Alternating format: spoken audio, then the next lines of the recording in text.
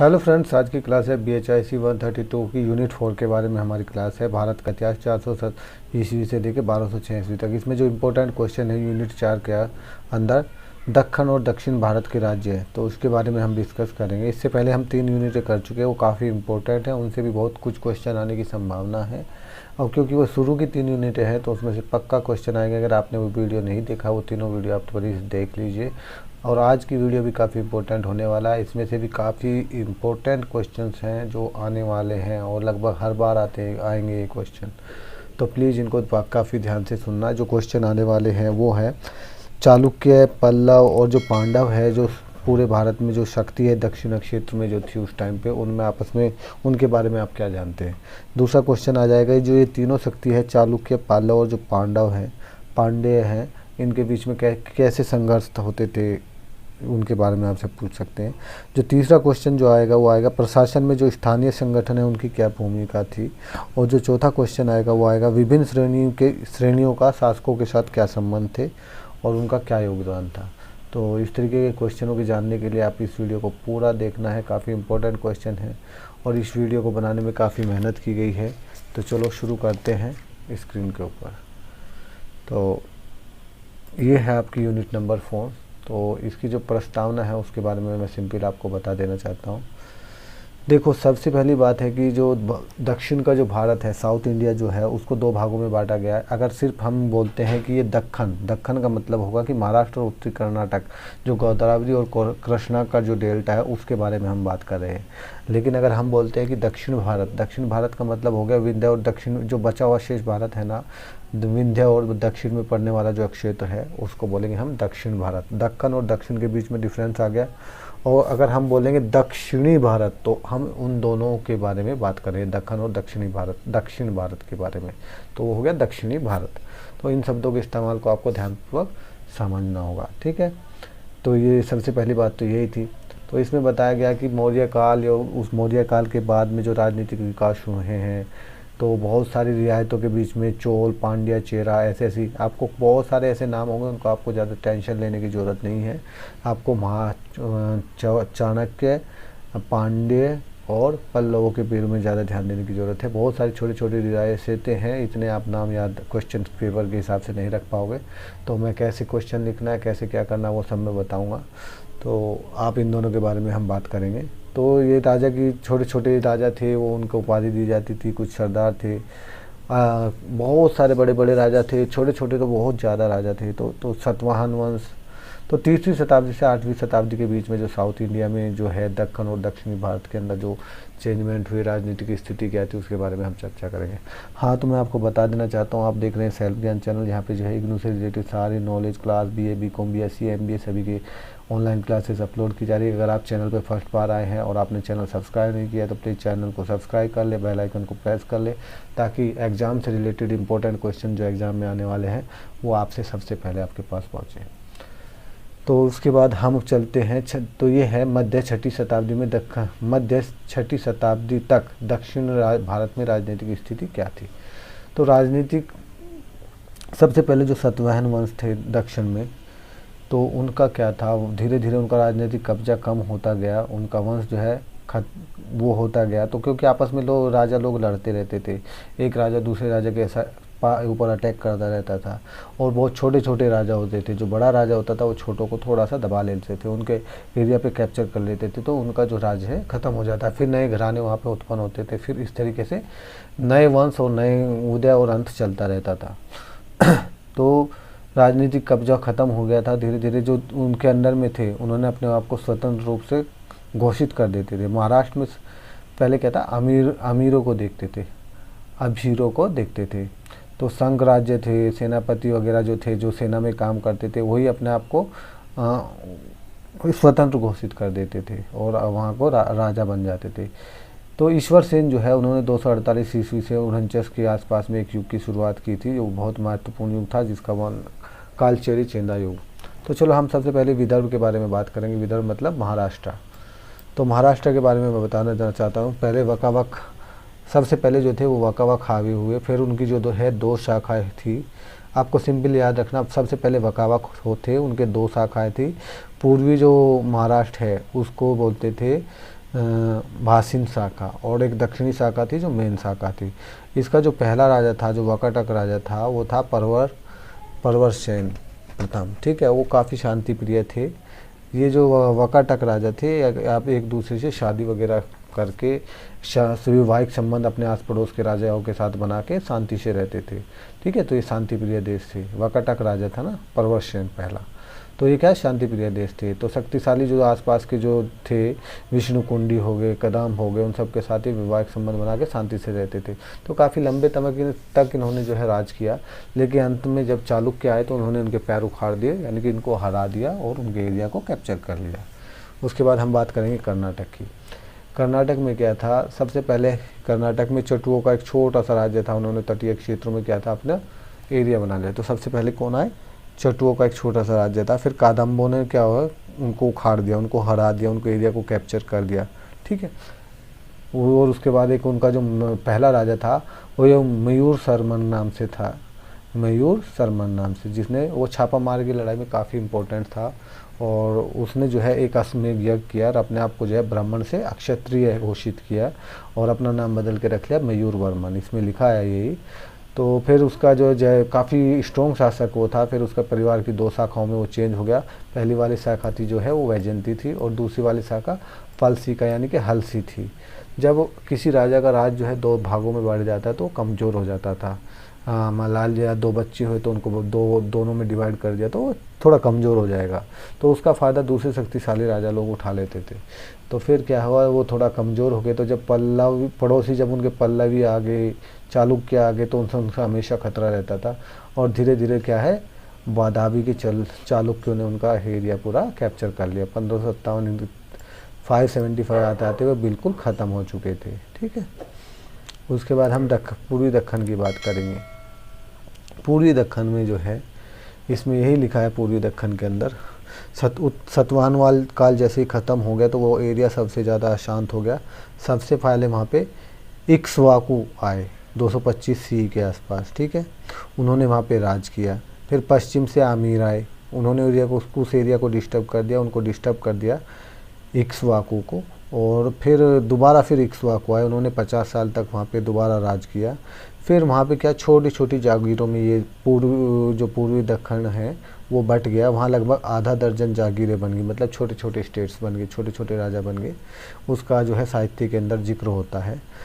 ठीक है, तो जब छोटे छोटे उसमें बच जाएंगे तो अस्थिरता आ जाती है इसमें। तो 5वीं शताब्दी में अस्थिरता चलती रही जब तक जो है विष्णु कंडियो नहीं आए वहाँ पे। विष्णु कंडियों ने क्या है, वो काफ़ी इम्पोर्टेंट एरिया था, वहाँ पे काफ़ी अच्छी ज़मीनें थी उन सबको, तो उस पे लोगों की निगाह रहती थी, राजाओं की निगाह रहती थी, क्या कि वहाँ से ज़्यादा पैदावार होगी, ज़मीन अच्छी है। तो जो अच्छा एरिया था उस पर राजाओं की निगाहें रहती थी, तो उस पर बार बार अटैक भी होते थे। तो विष्णु कंडियों ने क्या है, जब वहाँ पे आए तो उस एरिया को अपने अंडर में ले लिया और काफ़ी लंबे टाइम तक उन्होंने उसमें राज किया। उसके बाद मधुवर्मन आया वहाँ 440 से 460 के बीच में। मधुवर्मन फिर द्वितीय आया, वो भी इम्पोर्टेंट शासक था। फिर 7वीं शताब्दी के बीच में चालुक्य वहाँ पे आकर उन्होंने उसको अपने अंडर में कैप्चर कर लिया। तो ये लिखा है दक्षिणी पूर्वी दक्कन के बारे में। उसके बाद जैसे आप दक्षिणी कर्नाटक के बारे में चलोगे तो दक्षिणी कर्नाटक में जो एक वंश का उदय हुआ वहाँ पे, गंग वंश उसको बोलते थे। तो राजगंग और पश्चिमी गंग उनको कहते थे। तो गंग वंश, तो वो गंग वंश जो है उन्होंने 600 साल तक शासन किया है। और उसकी कहानी इसकी ऐसी है कि जो वो एरिया था जहाँ पे वो शासन कर रहे थे, वहाँ की ज़मीन इतनी अच्छी नहीं थी, इतनी उपजाऊ नहीं थी, तो लोग उस पर अटैक कम करते थे, तो शांति से अपना जो है शासन वहाँ पे कर रहे थे। तो उस एरिया को बोलते थे गंगवाड़ी एरिया बोलते थे। तो कम संपन्न लोग थे तो इतना उन पर अटैक नहीं होता था। लेकिन जब 3 शक्ति आपस में टकराई, जैसे हम पहले डिस्कस कर चुके हैं, बादामी के चालुक्य, पल्लव और जो पांड्य हैं, जब ये आपस में टकराए तो इन्होंने जो है, पल्लवों के साथ इनकी नहीं बनती थी। तो हमेशा जब पल्लवों के साथ इनकी नहीं बनती थी तो एक बार तो इन्होंने जो है, जब पल्लव और चालुक्यों की लड़ाई हुई तो चालुक्यों का साथ दिया। फिर पल्लवों और पांड्यों की लड़ाई हुई तो पांड्यों का इन्होंने साथ दिया। ठीक है, तो ये इनका इतिहास है। उसके बाद हम चलते हैं दक्षिण भारत की राजनीतिक स्थिति के बारे में। तो तो दक्षिण भारत की राजनीतिक स्थिति के बारे में इसमें लिखा है, तमिलनाडु और केरल में जो था ये काफ़ी जो है 4वीं से 6वीं शताब्दी के बीच में स्पष्ट नहीं है हिस्ट्री, उसका कोई ऐसा रिटन में ज़्यादा नहीं लिखा हुआ मिलता है। तो इस काल को हम बोलते हैं कालभ्रम काल अंतर बोलते हैं, कालभ्रम अंतर, क्योंकि उस टाइम पे जो है कांची के आस जो शिलालेख मिलते हैं कांची क्षेत्र के आसपास, ठीक है, तमिल साहित्य जो मिलता है उससे ऐसा लगता है कि जो ये क्षेत्र था वो उनके कब्जे में नहीं था। वहाँ कालभ्रम नाम की जो है एक जनजाति रहती थी, उसने जो है सभी राजाओं को खदेड़ के वहाँ पे अपना कैप्चर किया हुआ था, ठीक है। तो इसलिए इसको बोलते हैं कालभर काल, ठीक है। संगम काल के अंत से 6वीं शताब्दी में तमिलनाडु केरल पर कालभ्रों का कब्जा था, ठीक है। तो ये ब्राह्मणों के खिलाफ थे, बौद्ध और जैन के समर्थन करने वाले ये लोग थे। तो चेलो पांड्यों इन सबको ख़त्म कर दिया था इन्होंने, ठीक है, और इनका वहाँ पे राज था काफ़ी लंबे समय तक, और लास्ट में इन्होंने जो है इनको हराया था। इस अंतराल को क्या बोलते हैं, जो टाइम है जिसके अंदर कालभर का शासन था, तो इसको बोलते हैं कालभर अंतराल। अब सबसे इम्पोर्टेंट क्वेश्चन यही आता है चालुक्य, पल्लव और पांडवों के बारे में। तो चलो हम आपको चालुक्यों के बारे में बताते हैं। चालुक्य जो थे ये तो हम बाधावी के चालुक्य, कांची के पल्लव और मदुरा के पांडे, ये उनके एरिया के नाम से नाम है। तो सबसे इम्पोर्टेंट है, इस चीज़ को आपको गहराई से ध्यान रखना है। चालुक्य वंश के बारे में मैं आपको बताता हूँ।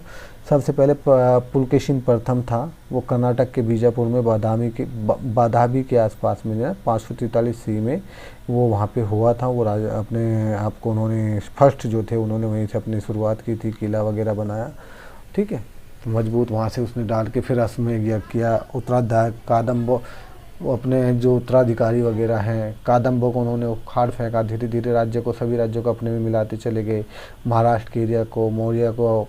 तो फिर पुलकेशिन द्वितीय आया जिसने उसका चार्ज लिया, उसने भी और ज़्यादा स्ट्रॉन्ग अभियान शुरू किए, और बहुत सारे जो छोटे मोटे राजा थे, गुजर, माला, लोटो, इन सबको अपने अधीनता स्वीकार करवा ली उनसे। तो उनके अंडर में उन्होंने काम करना शुरू कर दिया, और हर्षवर्धन की सेना को जो है आगे नहीं बढ़ने दिया, उनको नर्मदा के तट पे ही रोक दिया। तो उसके बाद जो बताते हैं कि पुलकेशिन जो द्वितीय था, वो जो मैं अभी हमने पहले बात की थी कि आंध्र साइड में तट डेल्टा के आसपास विष्णु कुंडियों का एक बहुत बड़े एरिया था जहाँ पे बहुत दिनों से वे राज कर रहे थे, और वहाँ पे बहुत अच्छी ज़मीनें थी, जो कृषि के योग्य ज़मीनें थी, जिस पे निगाह रहती थी। तो वो पुलकेशिन द्वितीय ने उनको जो है अधीनता स्वीकार करने तक ही नहीं छोड़ा, बल्कि उस ज़मीन को छीन लिया और अपने भाई को दे दिया। उसके भाई का नाम था विष्णुवर्धन, और उस पर उसको शासन करने की अनुमति दे दी। तो इस तरीके से ये था चालुक्य वंश के बारे में। तो चालुक्य वंश के आप समझ गए, सबसे पहले पुलकेशिन प्रथम, फिर पुलकेशिन द्वितीय, उसका भाई था विष्णुवर्धन, ठीक है। और उसके बाद जो पुलकेशिन द्वितीय के बाद आगे हम पढ़ेंगे बुक में विक्रमादित्य प्रथम आया, विक्रमादित्य के भाई का नाम था जयसिंह वर्मन, ठीक है, उसके बारे में भी आगे बात करेंगे। लगभग इन्होंने जो चालुक्य वंश है उसने 500 साल तक राज किया है। उसके बाद विक्रमादित्य प्रथम के बाद विक्रमादित्य द्वितीय, तो ये थे चालुक्य वंश के बारे में। उसके बाद चलते पल्लव वंश के बारे में। पल्लव वंश के बारे में बताया जाता है कि इनका उदय जो है 6वीं शताब्दी के मध्य सिंह विष्णु और कालभर अंतराल को ख़त्म किया। किसने ख़त्म किया था? सिंह विष्णु ने, जो साउथ में जो कालभर अंतराल चल रहा था उसको ख़त्म किया। फिर महेंद्र सिंह वर्धन आया, उसने उसको विस्तार किया, पांड्य और चालुक्यों तक अपने एरिया को बढ़ा दिया। फिर नरसिंह वर्मन आया जो उनका उत्तराधिकारी था। 8वीं शताब्दी में जो है ये पल्लव थोड़े से कमज़ोर हो गए। चालुक्यों की जगह पे फिर कौन आ गया? जब राष्ट्रकूट वगैरह आए थे तो तब ये 8वीं शताब्दी में कमज़ोर हो गए, और 10वीं शताब्दी आते आते चोल प्रथम ने इनको हरा के इनके राज्य को समाप्त कर दिया। तो ये कहानी थी पल्लव की। उसके बाद पांड्य जो है ये कोदोन के समय प्रकाश में आए थे। कालभ्रमों का इन्होंने दमन किया था। तमिलनाडु और केरल साइड में इन्होंने राज किया है। ये इतना आपको समझना है।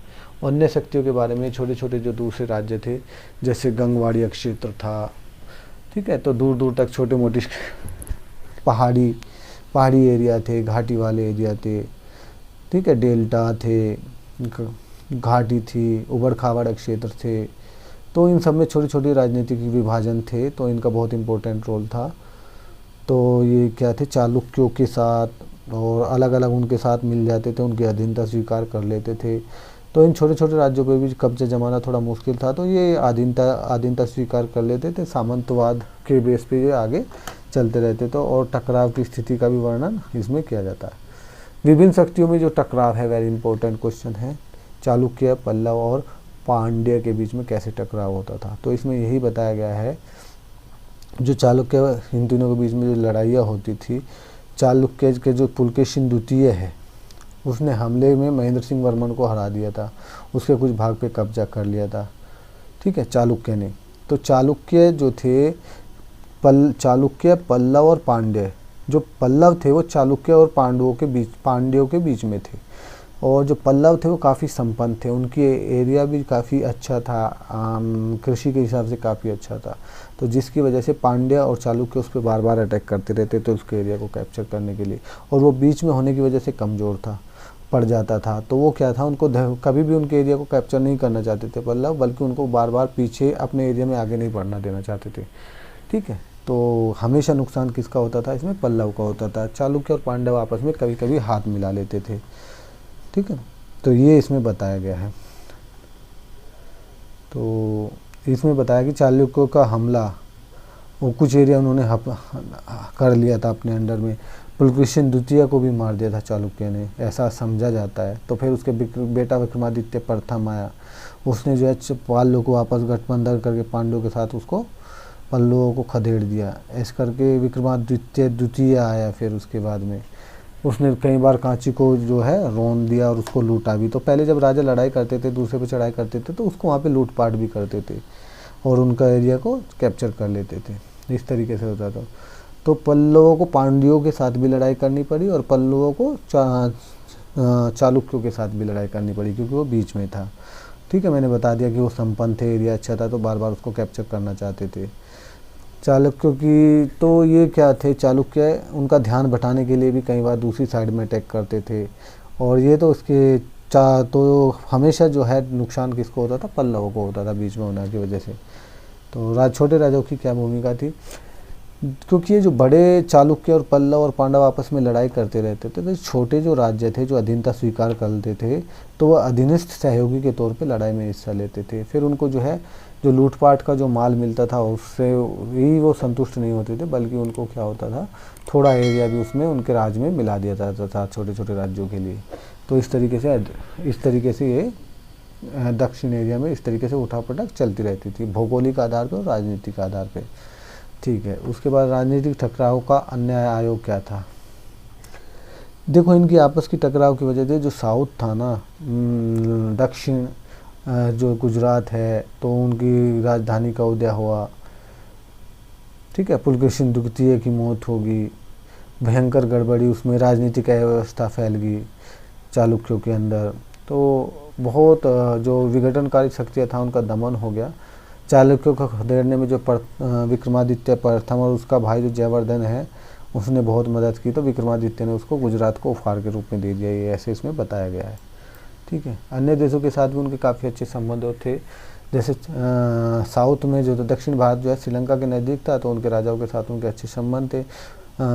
श्रीलंका के एक राजा को है, आप ऐसे लिख सकते हैं एग्जाम के अंदर कि श्रीलंका के एक राजा जो था उसको देश निकाला दे दिया, तो वो चालुक्यों के पास आके रुका। फिर जब वो वापस गया उसने अपना एरिया कैप्चर किया। फिर जब इनके एरिया में कोई दिक्कत हुई तो उसने अपने वहाँ से सैनिक भेजे, तो दोनों का आपस में ऐसे मेल जुलाप था।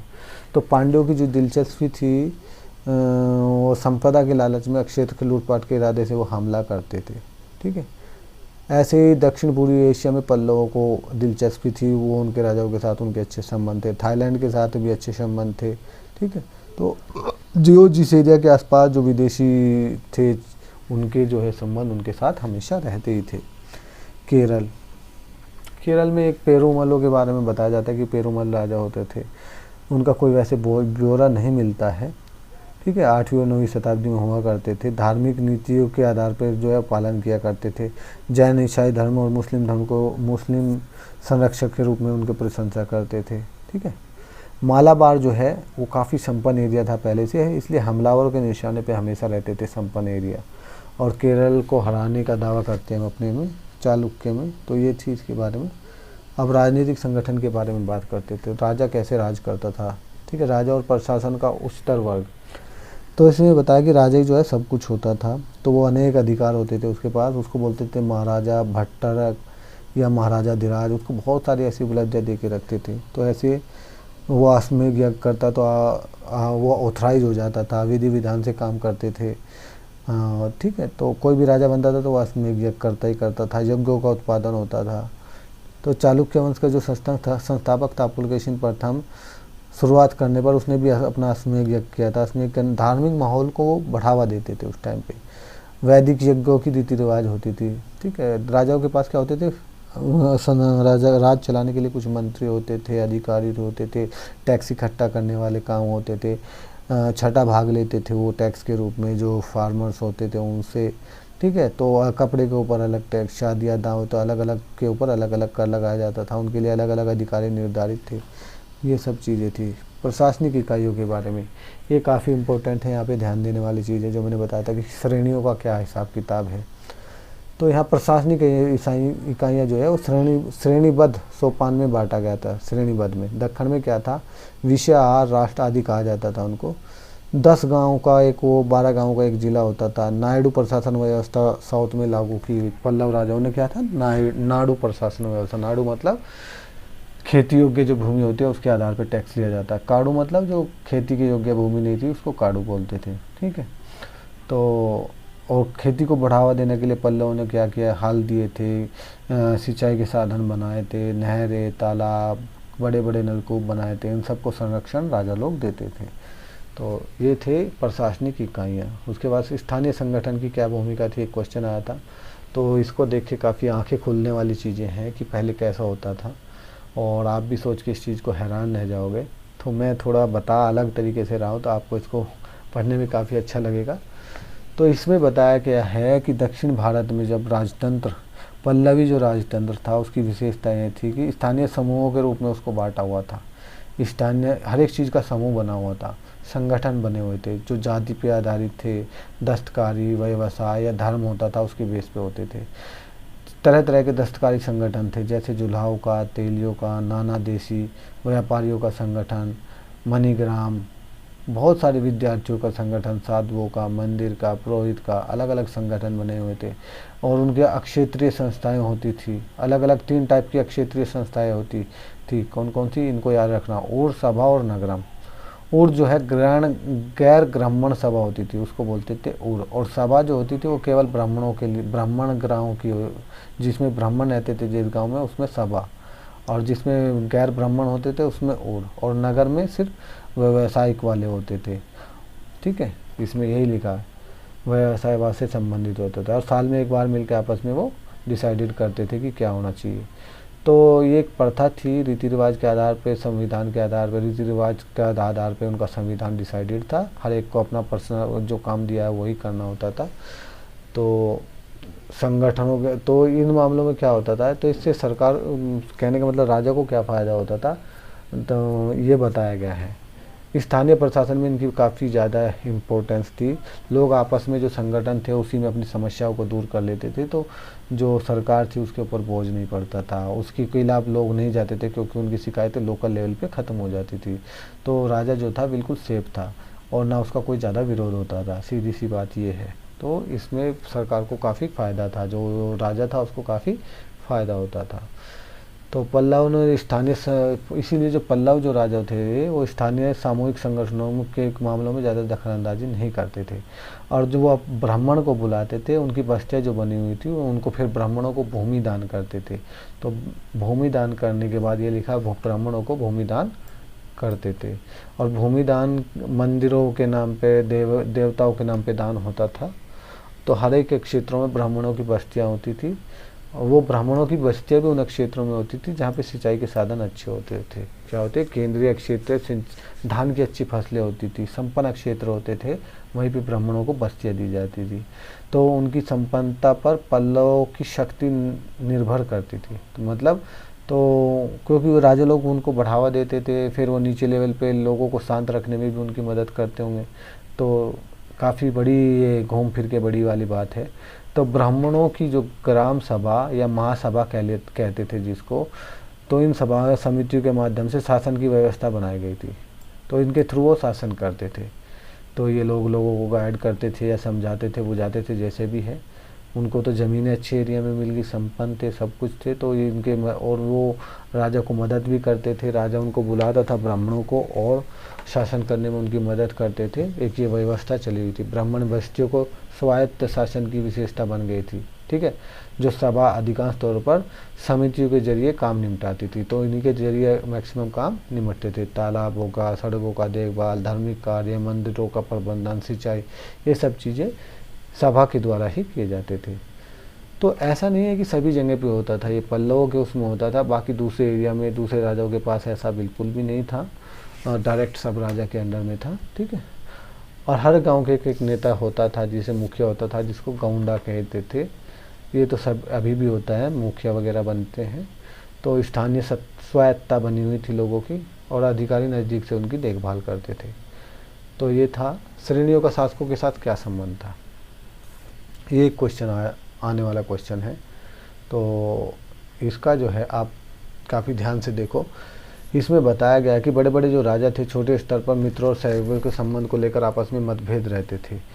शक्तिशाली राजा छोटे राजा या सरदारों को जो थे, उनके द्वारा पल्लवों के धर्म के आधार पर अपना अधिपति मानते थे। उनका धर्म अगर मैच कर रहा था तो वो अपने उसको अधिपति मानते थे, पल्लव को। लेकिन ऐसा कुछ भी नहीं मिलता है देखने को, ठीक है। बड़े बड़े उत्सवों में वो हिस्सा लेते थे, तो वो उनके सम्मान करते थे। उनको छोटे जो राजा थे और सरदार थे, बड़े राजाओं को बुलाते थे। तो ऐसे ऐतिहासिक प्रमाण कोई नहीं मिला है कि वो धर्म के आधार पर उनको अपना बड़ा मानते थे। तो छोटे छोटे राजा, जब भी अगर बड़ा राजा क्या था ना, अगर कमज़ोर पड़ जाता था तो अपने आप को स्वतंत्र घोषित कर देते थे। तो राजनीतिक अस्थिरता फैल जाती थी इस तरीके से। तो ये नहीं कहा जा सकता कि वो धर्म के आधार पर उनको अपना बड़ा मानते थे या उनके अधीनस्थ स्वीकार करते थे, ऐसा कुछ नहीं है। और सामंतवादी जो व्यवस्था है वो चलती रहती थी। बड़ा राजा छोटे राजा को अपने सामंत करके रहता था। साउथ के सामंत की तरह नहीं है, जो मतलब वेस्ट के सामंत की तरह नहीं है। यहाँ बड़ा राजा और छोटे राजाओं के बीच में क्या संबंध थे, किस हिसाब से संबंध थे, अधीनस्थ सहयोगी कहा जा सकता है। वो उसी के बड़े राजा के अंडर में काम करते थे, उसको अधीनस्थ सहयोगी के नाम से जाना जा सकता है। तो ये थी पूरी यूनिट, काफ़ी इम्पोर्टेंट यूनिट है, इसको काफ़ी ध्यान से समझना है और राजनीतिक स्थिति को उस टाइम की समझना है, ठीक है। दक्षिण और दक्षिण भारत के बीच में हमने समझ गया। महाराष्ट्र में क्या स्थिति थी, कर्नाटक में क्या स्थिति थी, पूर्वी दक्कन में क्या स्थिति थी, दक्षिणी कर्नाटक में क्या स्थिति थी, चालुक्य, पल्लव और पांड्य आपस में क्यों लड़ते थे, सबसे ज़्यादा नुकसान किसका होता था, ठीक है। तो क्या क्या स्टेप है, पहले राजा कौन था, लास्ट में राजा कौन है, ये सब मैंने डिस्कस कर दिया। अगर आपको फिर भी कोई वीडियो में दिक्कत आ रही है तो प्लीज़ आप कमेंट करें। और हाँ, आपको आप किस कोड के ऊपर वीडियो चाहिए आपको कमेंट करके बताना है कि सर आप इस कोड के ऊपर वीडियो पहले बना दें। और इम्पोर्टेंट क्वेश्चंस आपके जो एग्ज़ाम के हिसाब से उनके ऊपर वीडियो जल्द आने वाला है, तो आप चैनल को सब्सक्राइब कर लें ताकि एग्ज़ाम में आपको पूरी हेल्प मिली। ये एक चैनल ऐसा है जिस पे फालतू की बकवास नहीं होती है, सिर्फ एग्ज़ाम से रिलेटेड, नॉलेज से रिलेटेड आपको क्वेश्चन मिलेगी और फुल्ली ऑथेंटिक नॉलेज मिलेगी, उसमें कोई भी कमी नहीं होगी। तो अगर आपको भी इग्नू में कोई भी प्रॉब्लम है, आपको दिल खोल कर आप कमेंट करें, आपको उसका रिप्लाई मिल जाएगा और आप अपनी डिग्री अच्छे से कंप्लीट करें। आशा करता हूँ ये वीडियो आपके लिए काफ़ी अच्छा रहा होगा, हेल्पफुल रहेगा एग्ज़ाम के हिसाब से। और नेक्स्ट वीडियो जल्दी आ रहा है। Thank you.